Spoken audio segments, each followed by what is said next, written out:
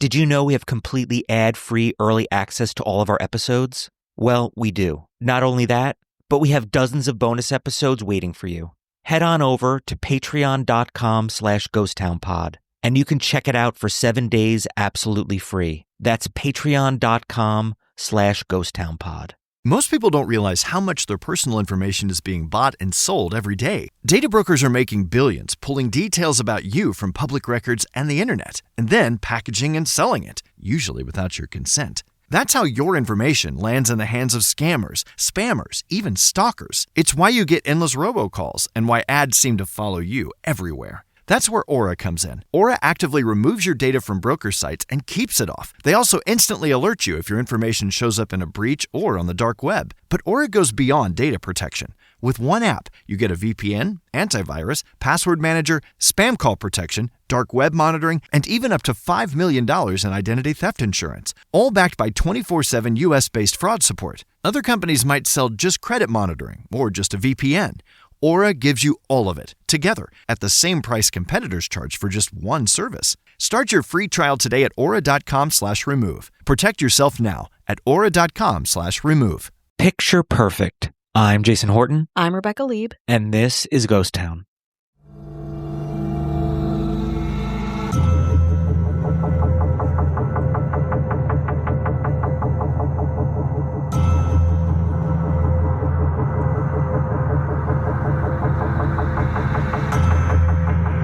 Picture yourself as a senior in high school. You study your ass off, you work hard to get into a good college, you finally graduate, you pack your bags, and you head to Harvard, Yale, Princeton, Brown, whatever.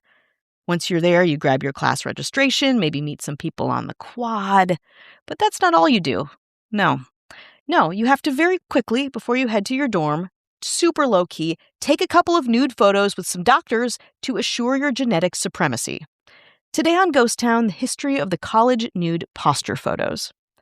Do you have any thoughts on posture and how it relates to our health? Very sexy topic. Very sexy. It is. I just know mine is bad. No one wants a picture of mine. Yeah, I felt pretty attacked in recording this. I was like, well, you know me, I'd be failing this immediately, but maybe that's a good thing. Posture has always been a gigantic thing in America. Starting in the mid-18th century, it was seen as a reflection of character, particularly for men. Think stiff coats, corsets, large mechanisms to suck you in and keep your back straight.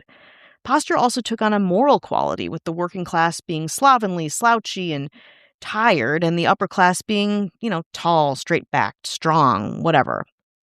By the end of the 19th century, as social rules and clothing became more relaxed, people started framing posture as a medical issue.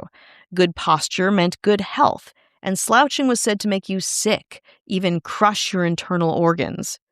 It also, as these problematic issues do, became something to worry about in America's youth. In the 1880s, some schools, like Harvard, began photographing their students and taking various measurements to keep tabs on their health. The method varied from school to school, but in general, photography sessions were set up in the gym, and students had to kind of file in within the first week and take some photos. The teenagers and/or young adults would disrobe, pose on a platform, and be photographed from multiple angles. At first, the photos were generally waist up, and in some cases, they do a little bit of work to create anonymity. For example, sometimes they'd cover the subject's face with a small doily or a little hat. But in general, it was a very big, very strange, naked photo shoot in a gym.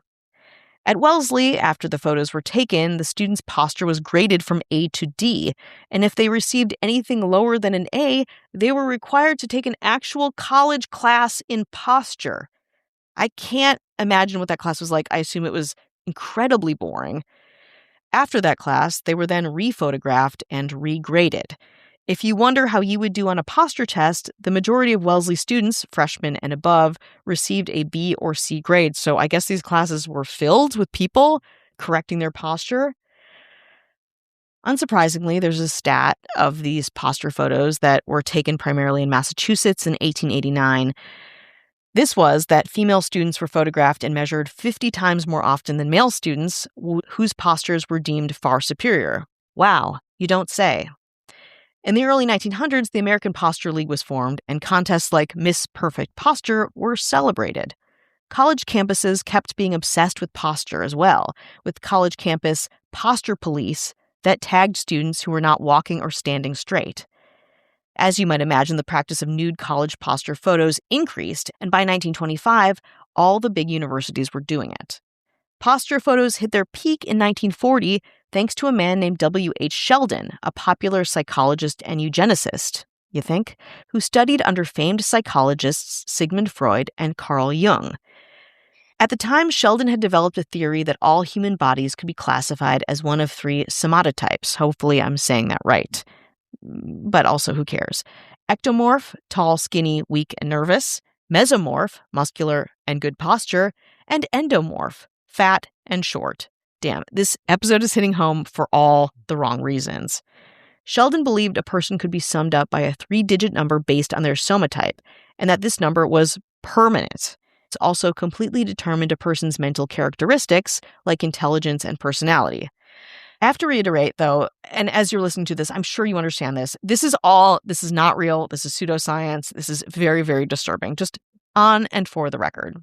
Sheldon's theories, of course, were very popular in the 1940s, and in 1947, he was given a job at Columbia to study it more. American culture ate it up. Life magazine ran a cover story on him, and Cosmopolitan published quizzes on how to understand your husband based on these types. So even in the 50s, Cosmopolitan was doing insane quizzes on some bullshit. Wanting to create a giant archive of data on human bodies, Sheldon approached different colleges about running a compulsory photo program, or if they already had one, taking it over for himself. And, he was on the cover of Life magazine, so these colleges said yes. From the 1940s to the 1960s, Sheldon shot and cataloged tens of thousands of full-body nude photos of college students. Here's a Yale alumni talking about this experience. It was humiliating, yet neither I nor any of my classmates questioned it. Just like the poor little lambs, we went along with it. Our fear of challenging Yale's authority so early in our career trumped our feelings of embarrassment and the blatant invasion of our privacy. Over the next few days, the naked pictures were the talk of the old campus. We tried to soften our embarrassment with humor. Everyone seemed to have a quip. Do they come in wallet size? Mine wouldn't fit in a wallet. Can I get it framed? In time, the incident faded as the pressures of daily classes, quizzes, and term papers increased. It would make a good party story years later. Dick Cavett in '58 even made it part of his early stand-up act. On the surface, the photos were to assess the subject's health by way of their posture and thus, their health. But many probably rightly believed Sheldon was using them for his own research. He printed many of the nudes he took at Harvard in his guides to body types, called, very inappropriately, Atlas of Men. These photos were also used by researchers in the tobacco industry looking into the correlation between masculinity and smoking. Do you feel like you're in the darkest Mad Men episode of all time? Yeah. It's not good. It's very dystopic. Yeah. Well, you can probably imagine what came next. Nothing good. Nothing. Yeah, it's true. That's right. Ding, ding, ding. Nothing good. Well, more specifically, an atlas of women, of course. In the late 40s and early 50s, letters between Sheldon and Vassar officials show that Sheldon hinted at the project, and Vassar was like, okay. And Sheldon set up a photo station in the girls' mandatory physical exam room, and he got to keep all the photographs. Someone at Vassar even said, quote, "We will be glad to have you use these girls as some of your guinea pigs." But everything bad has to come to an end, right? Right. Well, at least one bad thing does, and that's this naked posture photo project. The downfall of eugenics-obsessed creep W.H. Sheldon after this break. One number can save your round, so when the pressure's on, don't guess. Bushnell Golf gives serious golfers the confidence to pull the right club, with rangefinders, GPS devices, and launch monitors trusted by 98.1% of pros. From the Tour V7 Shift to the Pro X3 Plus and Launch Pro, Bushnell Golf is built for precision you can feel on every shot. Shop direct at Bushnell Golf for the widest selection, exclusive offers, and free shipping. When the pressure's on, trust the number trusted by the pros. Bushnell Golf. Visit bushnellgolf.com today.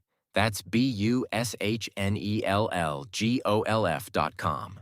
Most people don't realize how much their personal information is being bought and sold every day. Data brokers are making billions, pulling details about you from public records and the internet, and then packaging and selling it, usually without your consent. That's how your information lands in the hands of scammers, spammers, even stalkers. It's why you get endless robocalls and why ads seem to follow you everywhere. That's where Aura comes in. Aura actively removes your data from broker sites and keeps it off. They also instantly alert you if your information shows up in a breach or on the dark web. But Aura goes beyond data protection. With one app, you get a VPN, antivirus, password manager, spam call protection, dark web monitoring, and even up to $5 million in identity theft insurance, all backed by 24/7 US-based fraud support. Other companies might sell just credit monitoring or just a VPN.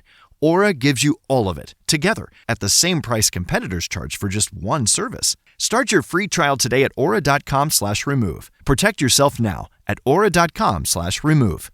In 1950, Sheldon set up his gross nude photo program to kind of study slouching, but mostly just further his eugenics-inspired pseudoscience research at the University of Washington. There, one student who took photos decided to tell her parents about her experience, and according to a New York Times piece about the subject, quote, "A battalion of lawyers and university officials stormed Sheldon's lab, seized every photo, and burned them all." Great.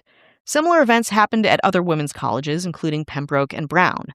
Because of the controversy finally occurring in his work, Sheldon failed to compile enough photographs for his Atlas of Women. Over time, especially in post-war America, the veil was being lifted on the association with eugenics and Nazism, which Americans at the time did not like at all. In the 1960s and 70s, all associated schools that participated or had any measure of involvement ended the shoots and burned their archives. But of course, this wasn't the end of the poster photos and its many controversies. In the 1960s, urban myths about the poster photos being stolen and used, however the thieves wanted, were common on campuses. The photos were said to be available on the Ivy League black market, or only shown to members of campus secret societies. In 2004, a highly embellished and absolutely revolting article about stealing the Vassar poster photos appeared on the Yale alumni website, written by 1959 graduate C. Davis Fogg. He describes a kind of fratty heist where he steals the photos, sees nudes of famous socialites, and eventually makes $250,000 after expenses. He says, enough to buy 200 new Volkswagens. The article has since been removed from the Yale website, but here's a little excerpt of it as a treat. Quote, "The pictures of the 4 current classes were locked in cabinets at the back of the safe. We scooped up the lot. Oh, we also nicked their personal files so that we could put a little descriptive flesh on the flesh. We were careful to make sure that we had pictures of the daughters of the rich and famous, just in case we needed to blackmail ourselves out of trouble. Among lots of others, we gleaned the Harriman, Rockefeller, Mellon, and Roosevelt girls.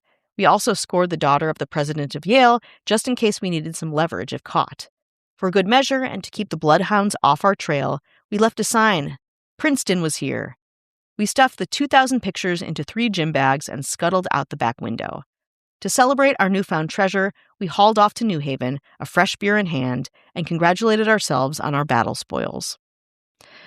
Many of the men and women who have been poster photo subjects, and there have been, of course, thousands, expressed a huge amount of embarrassment, guilt, and pain over the whole ordeal.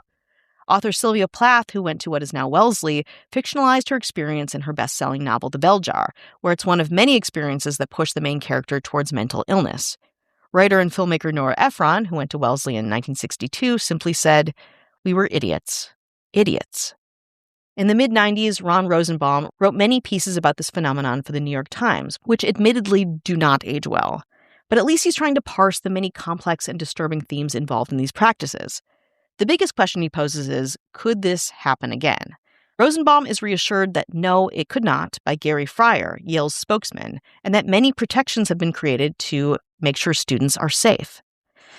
And yet, Rosenbaum does question this certainty. Quote, "It is hard to deny the possibility, the likelihood that well-meaning people and institutions will get taken in, are being taken in, by those who peddle scientific conjecture as certainty. Sheldon's dream of reducing the complexity of human personality and the contingency of human fate into a single number is a recurrent one, a reminder that skepticism is still valuable in the face of scientific claims of certainty, particularly in the slippery realms of human behavior."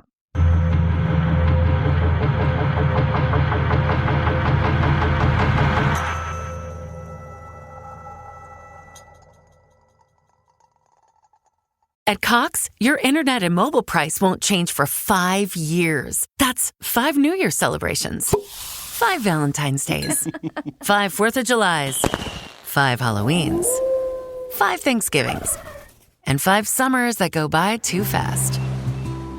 Through it all, your price stays the same with our 5-year price lock guarantee.